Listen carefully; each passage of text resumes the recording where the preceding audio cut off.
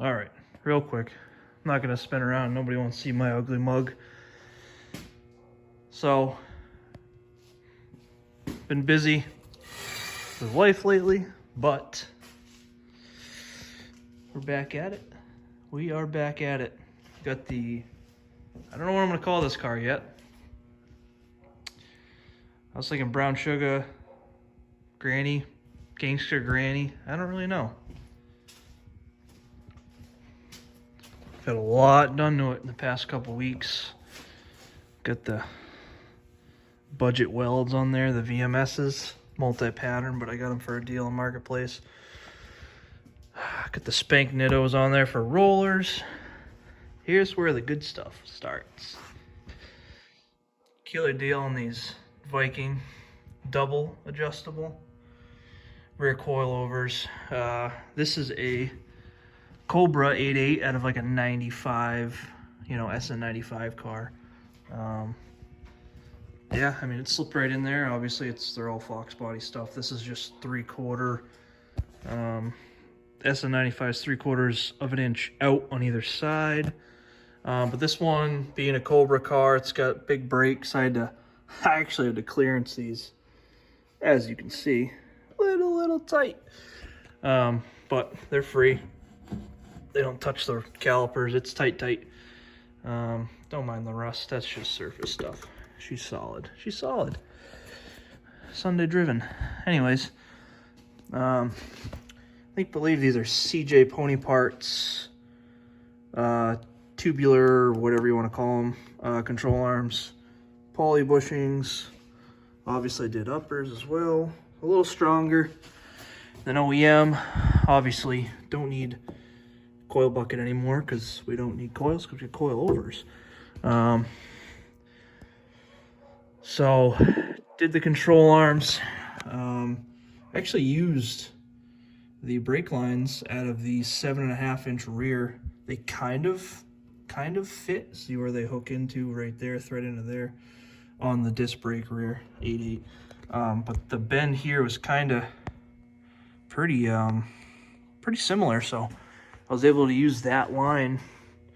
Goes into here, and the Fox bodies have their brake hose here, whereas I believe the SN95s have it like here or here, something like, I can't remember. Don't quote me, but it's over here somewhere, and I had to change that, so that's why I use the 7.5-inch brake line setup, because it kind of fit, and I just made it work. Yeah, overall this car is pretty clean. I have to put a pinion seal. This is leaking a little bit, but we have to give the car a shakedown anyway. I want to get running and driving before I dig into fixing all the who's and what's, but yeah, this thing's solid. No rot. It's got very little surface rust, but I mean, these torque boxes are tight. I fluid filmed the inside of these torque boxes trying to get some more life out of them. As you can see, these uppers and lowers are all greasable. The control arms, so, which is nice. Yeah, man, this thing's a cream puff. Driven by an older lady here in Massachusetts. So it was a New England car. As you can see, it's got very slight surface rust all over, but nothing intruding. Rockers are all there, I don't know if I went over prior, but that's the newest addition, is the rear. The control arms, the Viking coilovers, VMS wheels, Cobra rear. That's all the recent stuff. I don't know if you guys have already seen this, but did the Team Z.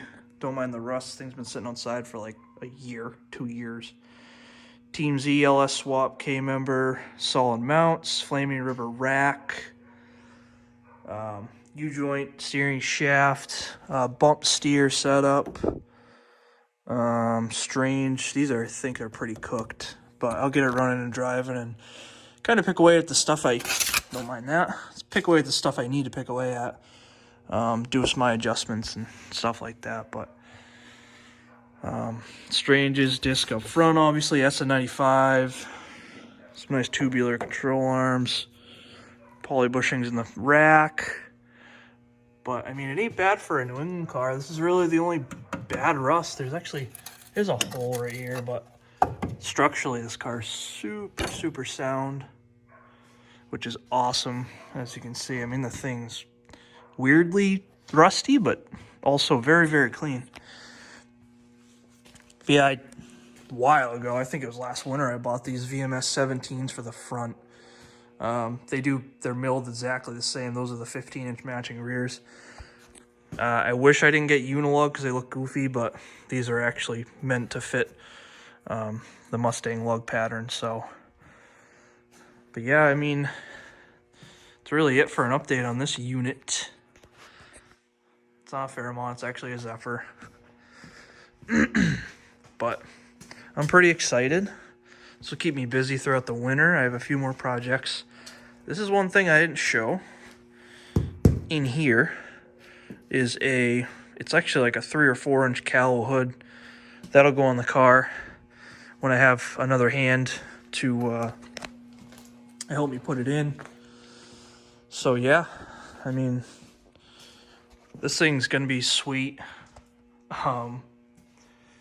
Shout out to the Tabor brothers, Dirty Dolls in New York. Actually, they kind of inspired me to continue on this rig. They had a 2-door, I believe it was the same color. I think they called it Trump.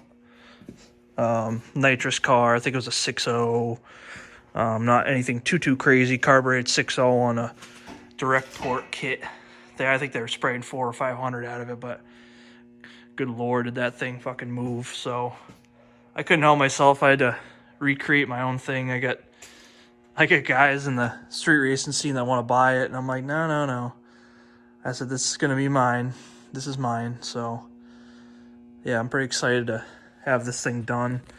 I got a lot to think about still. I got to do fuel system, which this tank, it's not in bad shape. Yes, I know it looks very rusty here, but probably just do some straps and we'll be good to go. But tank was replaced recently, sort of. I almost want to sump it and just weld a sump in here-ish and just run an external. I don't know what I'm gonna do yet. Yeah, see, this is really the only bad spot on the car. Like, this is the only raw I've ever found in this car is right here. But it really ain't that bad. There's a little bit of rust here, but yeah, okay. Well, a little more I thought, but that's okay. We'll ignore that. Yeah, so I know what I'm gonna do if I'm gonna do like an internal deal. I don't know if I'm gonna do a fuel cell and get rid of this entirely. I don't know. I would really like to. Everything's in good shape. This is all in good shape. You know, I mean, it'd be nice to just flip it open and fire some fuel down the throat of that thing. Not have to put a fuel cell in it and then I've been told in cars sometimes it really stinks. Actually, the guy I bought that hood from told me that he has a fuel cell in his, I think it's a 79 Fairmont 2-door. His only complaint, he says, is it stinks in the car when he drives it, sort of gasoline. So I don't like the idea of doing a fuel cell in the trunk. I don't know. So we'll see. And it's all the stuff to come. I was going to put, well, among this project, but I put this motor together for it. Pack Racing Springs, SS2 cam. I got the intake for it right there. MSD setup for it. To keep it carbureted. 706 heads, milled down 10,000. Heads decked. It's got studs. Nothing crazy, but I don't know. I hope if I can make this car go 10s, I don't know. I'd be pretty happy. Maybe mid to low 10s. Someday 9s. I don't know. I want it to be a streeter, reliable streeter on a, I don't know, couple hundred shot, maybe 150, 200, 250 shot. But I want to be able to street it, go drive it, race it, drive it home. I don't want to go too crazy with a nitrous deal, so maybe just a 150 or 250. I don't know. I still want to run on pump gas, but I don't know if that's going to happen. That's probably going to have 10 10.5 to 11 to 1 compression, that motor, so I gotta be careful what I do with nitrous here. Gap the rings and everything, and it's ready for some nitrous, but doesn't matter. Compression doesn't like low quality fuel. So anyways, quick 10-minute ramble on the shitbox. No, I have that New York plate. It's not from New York. But anyways, hope you guys enjoy. Any questions on the wheels or anything, just let me know. Figured I'd put a video out for people been curious what I've been up to. So until next time, motherfuckers.